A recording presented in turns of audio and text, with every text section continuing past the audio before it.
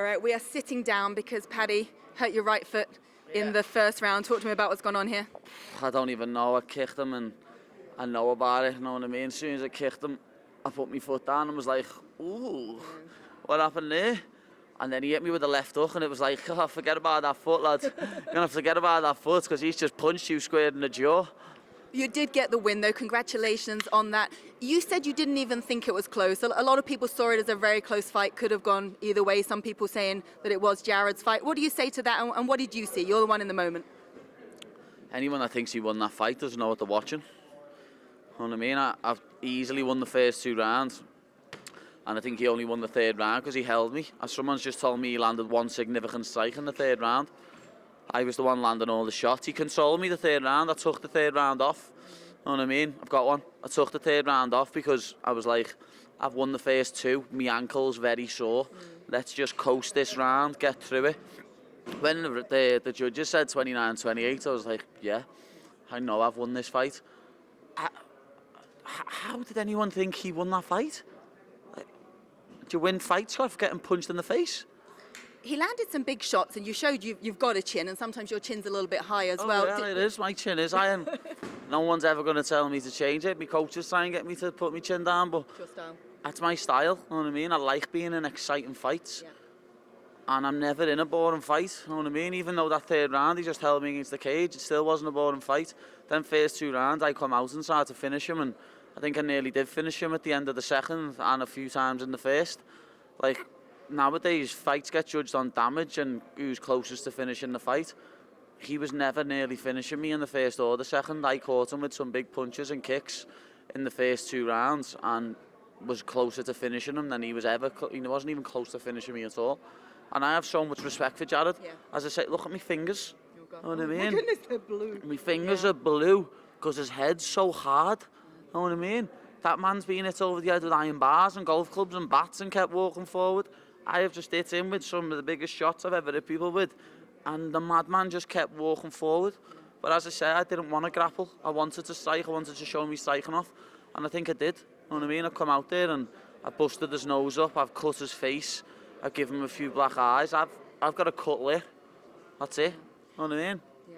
And leading up to this fight, you were sort of alluding to the fact that a lot of people saying this is going to be your toughest test, and you were saying, no, I think, you know, of other opponents you faced in the UFC would have beat him. Have you changed? Yeah. Yeah, that was my toughest test, definitely. You've got to say that before the fight. I can't say, oh yeah, he's going to be very hard to fight. You know what I mean? What is this? Football? No. I'm going to say it's not my toughest fight, aren't I? That's part of the game. I'm not going to turn around and go, oh, this is going to be such a hard fight. No, you don't do that.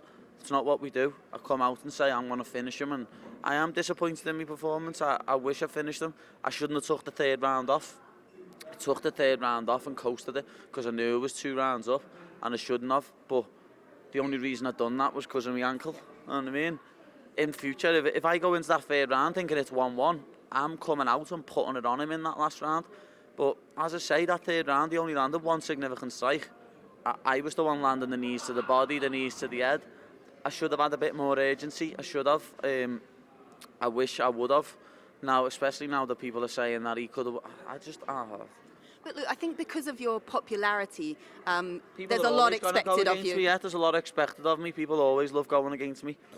Oh, my haters are going to say, oh, he should have won that fight. You know what I mean? And that's just that's the nature of the beast when you're a fan favourite / fan hated. You know what I mean? People are going to say that I lost that fight when anyone that says I lost that fight doesn't know how to score an MMA fight.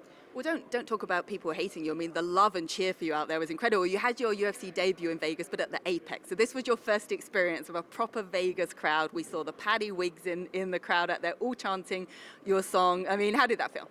Unbelievable. You have never seen a walkout like that in the T-Mobile. I've just took over the gaff. You've never seen nothing like that. I'm just devastated I never got to finish because it would have blew the absolute roof off the gaff. It's my own fault for having my fingers outstretched at the end of the 2nd. I think if I wouldn't have done that and I would have kept pouring it on, I would have finished them. But, you know, I had my fingers out pointed a bit, and rightly so. I poked him in the eye and hair split us apart. So it's just one of them. How does anyone think he won that fight, though? Are you smoking crack?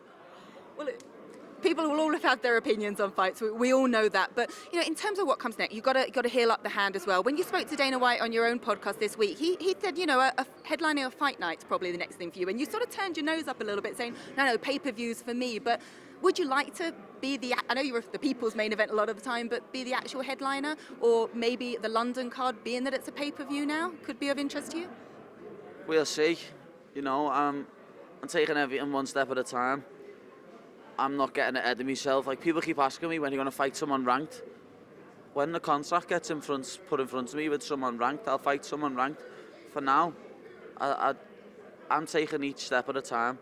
But also, I think people expect that, but you're only, you know, a few fights into the UFC. That's not always the logical next step. It just becomes the narrative with you because of your, you know, your popularity. I want to mention one other thing before I let you go. Ilia Topuria got his win. Did he mention me again? We talked about you, and he gave a little message to you. Oh but God. What I will tell you is he wants that fight with you. I said, do you want that fight with Paddy? He's a midget. He's tiny. Did you Bryce Mitchell rocked him tonight, know what I mean? Did you like his performance? Give him his, know what I mean? I'll be honest, take my hat off to Ilia Topuria. Yeah. He looked good tonight, but he gassed a bit in that second round. He looked tired, and Bryce, who's a grappler, rocked him. He wouldn't be able to deal with my reach. He's got power in his hands, Topuria, he has. Topuria, hats off to you. You look good tonight, you did, lad. But he's fighting a featherweight, you know what I mean? He's ranked in the top 10 of featherweight. It just shows what star power that I've got, that he's talking about me still. He needs my name to stay in the limelight because I am the boy. Well, on that note, you got the win tonight. Congratulations. And thank you, heal up. Thank you for talking to us and taking this interview sitting down. We appreciate it. You know that.